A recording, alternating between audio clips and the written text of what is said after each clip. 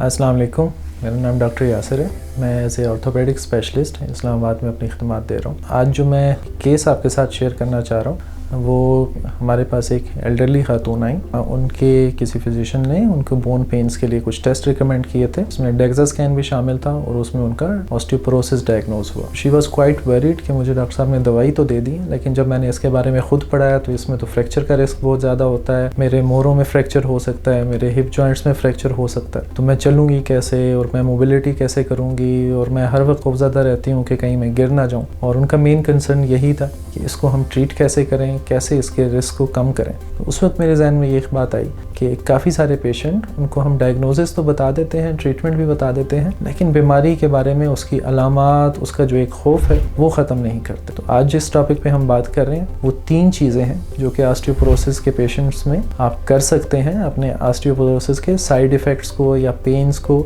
या उनकी कोई कॉम्प्लिकेशन को रिकवर करने के लिए। उसमें कुछ आपके पोस्चर से रिलेटेड हैं, कुछ न्यूट्रिशनल गाइडलाइंस हैं, या आपने खाने पीने में क्या एहतियात करनी है कि आपकी ऑस्टियोपोरोसिस कम हो जाए या उसका इफेक्ट आपके जॉइंट्स पे और बोन्स पे ना हो। और तीसरी चीज़, कुछ एक्सरसाइजेज या फिजियोथेरेपी का क्या रोल है ऑस्टियोपोरोसिस की ट्रीटमेंट। तो पहली चीज़ जो सबसे इम्पॉर्टेंट है वो ऐसा पोस्चर है कि जिसमें गिरने का इफेक्ट कम हो या गिरने के चांस कम हो, क्योंकि ऑस्टियोपोरोसिस ज़्यादातर एल्डरली पॉपुलेशन में होता है, जो हमारे बुजुर्ग हैं उनमें ज़रा ज़्यादा होता है, या जिनकी हार्मोनल चेंजेस होती हैं उनमें ज़्यादा होता है। उसमें आपने सबसे पहले 2-3 चीज़ें का ख्याल करना। एक, आपके घर में, आपके वॉशरूम में एंटी स्लिप मैट टाइलिंग होनी चाहिए, या फिर एंटी स्लिप आप उसके ऊपर कारपेट वगैरह डाल सकते हैं, क्योंकि सबसे ज़्यादा जो कॉमन फॉल की हिस्ट्री आती है वो वॉशरूम्स में आती है, या जब पेशेंट बेड से उठ रहे होते हैं वहाँ स्लिप करते हैं। उसकी वजह से जो उनके ऑस्टियोपोरोसिस की वजह से कमज़ोर जॉइंट हुए हुए हैं, जिनमें सबसे इंपॉर्टेंट हिप जॉइंट है, आपकी स्पाइन है, आपका रिस्ट जॉइंट है, इनमें फ्रैक्चर होने का चांस होता है। तो उसकी आपने एहतियात करनी है। साथ आपके वॉशरूम में, आपके रूम में साइड पे रेलिंग हो, जिसको अगर आप कहीं स्लिप होते हैं तो आप सपोर्ट के तौर पे यूज़ कर सकें।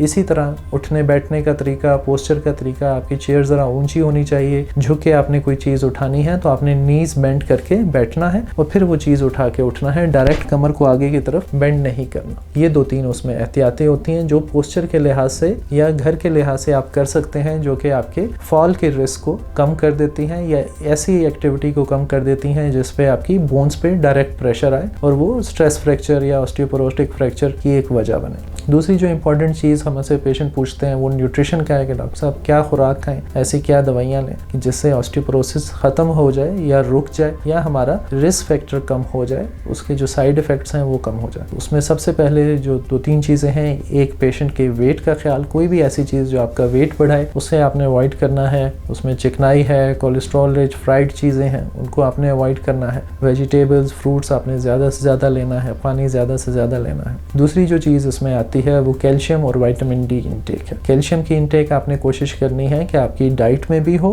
और आप साथ उसको सप्लीमेंट भी कर रहे हो। उसके लिए बेहतर होता है कि आप अपने कैल्शियम और विटामिन डी का टेस्ट लाजमी कराएं, क्योंकि हमारे लोगों को अवेयरनेस माशाल्लाह काफ़ी है। उनको पता होता है कि जी विटामिन डी तो सबका ही कम है, लेकिन कितना कम है, आपको कितना ट्रीटमेंट चाहिए और क्या उसका प्रॉपर ट्रीटमेंट कोर्स पूरा हो चुका है या नहीं हुआ, हमें इसका नहीं पता होता। इट्स ऑलवेज बेटर, जो रिकमेंडेशन है कि आप अपना कैल्शियम और उसके साथ विटामिन डी का टेस्ट ज़रूर करवाएं, ताकि अगर डेफिशिएंसी है तो हम उसको क्वान्टिफाई कर सकें कि कितनी है, ताकि उसके हिसाब से हम उसकी डोजेज और उसका एहतियात करें। आपको भी पता हो कि आपकी में किस न्यूट्रिएंट की डेफिशिएंसी है, ताकि आप भी उस रिजीम को ज़्यादा अच्छे तरीके से फॉलो करें। विटामिन डी कैल्शियम की एब्जॉर्प्शन के लिए बहुत ज़्यादा ज़रूरी है, तो it is as important as calcium for your bones. इसके अलावा कुछ मेडिसिन आ जाती हैं जिसमें बिस्फॉस्फोनेट्स हैं, वो आपके हड्डियों के ऑस्टियोपोरोसिस को कम करते हैं, उसके भुरभुरा होने को कम करते हैं और बोन की डेंसिटी को ज़रा बेहतर करते हैं। तीसरा जो फैक्टर है ऑस्टियोपोरोसिस के इलाज में या उसकी कॉम्प्लिकेशन को कम करने में, वो है फिजियोथेरेपी का रोल, जो कि बहुत इंपॉर्टेंट है और जिसको अक्सर निगलेक्ट किया जाता है। तो खाली दवाई, खाली